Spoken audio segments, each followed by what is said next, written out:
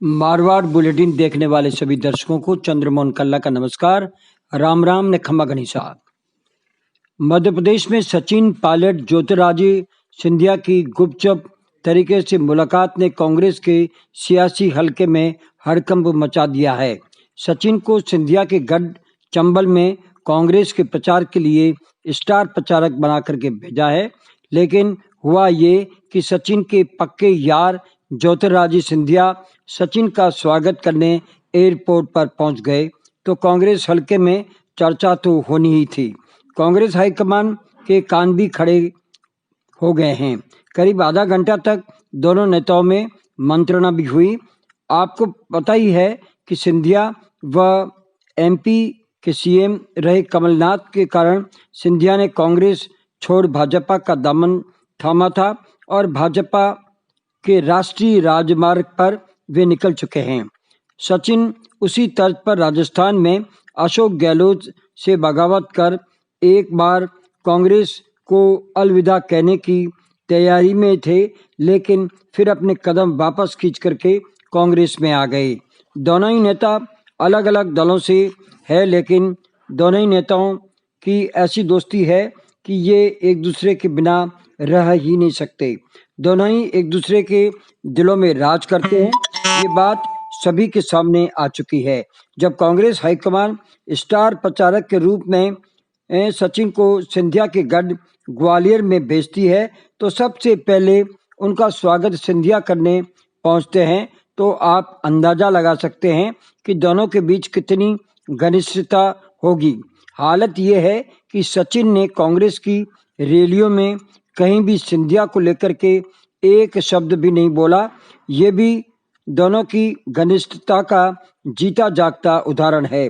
जबकि सिंधिया के कारण ही मध्य प्रदेश में कमलनाथ की सरकार गिरी थी। पायलट ने केंद्र की मोदी सरकार व एमपी की शिवराज सरकार पर जमकर हमले बोले। उधर एमपी भाजपा ने भी सचिन पर हमले बोले, लेकिन सिंधिया एक शब्द भी अपने यार पायलट के लिए नहीं बोल सके।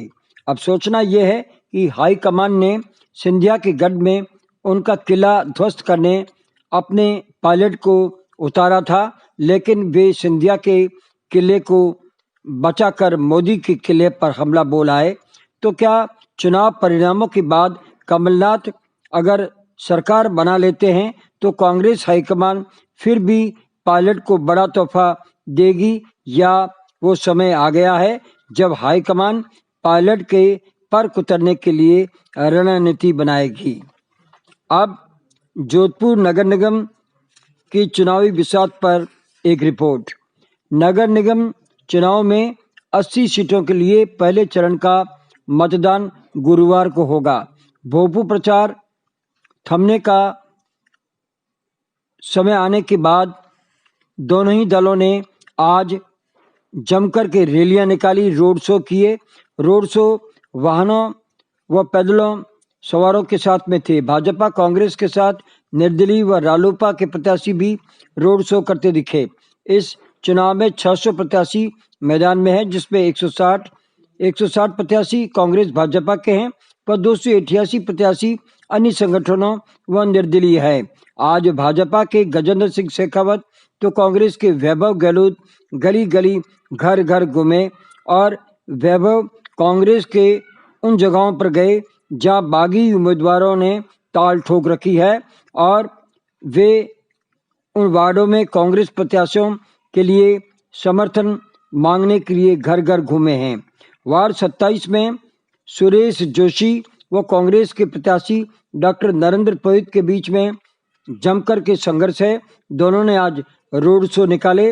वार्ड छोटा होने के कारण से सुरेश जोशी इस बार कांग्रेस प्रत्याशी से कड़े टक्कर के संघर्ष में नजर आ रहे हैं, क्योंकि वार्ड छोटा होने के बाद में अल्पसंख्यक जितने भी वहां पर जालप मोहल्ला में रहते हैं वो इसी वार्ड में रह गए हैं, जो कि कांग्रेस के वोटर्स माने जाते हैं। इसको लेकर के सुरेश जोशी व नरेंद्र पुरोहित के बीच में कड़े कांटे की टक्कर नजर आ रही है। उधर वार्ड 28 में कांग्रेस के कर्मठ कार्यकर्ता राजेश व्यास की बीवी लता व्यास को टिकट दिया गया है और विधायक मनीषा खुद उसके साथ घर घर घूम रही है। यहाँ पर भाजपा की मधुमती बोड़ा खड़ी है तो भाजपा में बगावत करने वाले दीपक व्यास की बीवी ने रालोपा से टिकट लेकर के यहाँ सनसनी फैला दी और मुकाबला त्रिकोणीय लेकर के आ गए हैं। वार्ड 68 में कांग्रेस प्रत्याशी के सामने कांग्रेस से बगावत करने वाले विक्रम जटिया की बीवी पिंकी ने कांग्रेस व भाजपा दोनों के पसीने छुड़ा रखे हैं। इन चुनावों में सीएम अशोक गहलोत ने दूरी बनाए रखी और पूरा दारोमदार लोकल कांग्रेस के नेताओं पर डाल दिया है तो भाजपा का पूरा समीकरण केंद्रीय मंत्री गजेंद्र सिंह शेखावत के इर्द गिर्द ही घुमा है। इसके साथ ही हमारा आज का ये समाचार बुलेटिन यहीं समाप्त होता है। अगले समाचार बुलेटिन के साथ फिर हाजिर होंगे, तब तक के लिए हमें आज्ञा दीजिए। जय हिंद।